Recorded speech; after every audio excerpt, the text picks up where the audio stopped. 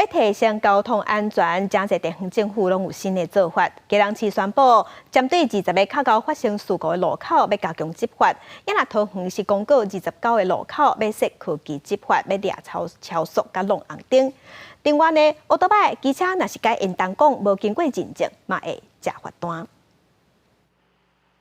对高架桥落来车速一直真紧，不过贵人成功1路这路口因为无设置交通号志，开发生车祸。若是有老大人要过这路口，也可会互车弄到。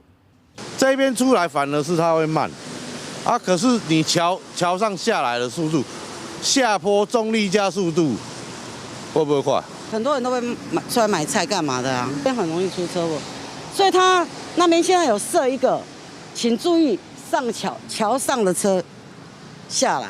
为继续推行对过路人友善的政策，贵人市府伫包含这路口这20个无号志路口增设警示的设施，提醒用路人。市府也对人较侪大路进行可控处理，希望多方加强减少事故发生。行人有序的部分，我们现阶段我们也请警察局远景在比较重要的路口去针对这个宣导那有一些很明显的部分，我们市政府会推动有裁罚。那贵人市府作为通市府是伫开发生事故路口新增29处科技执法，其中27处会使同时举发超速、抢红灯等多项违规，希望民众开车爱小心细腻。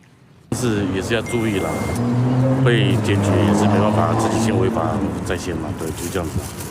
另外，通市府也提醒骑机车的人，若是车主改讲无完成登记认证，相关的罚5400块；若无改善继续开，相当罚3万块。看你阿嘛已经开始全国头7张的罚单。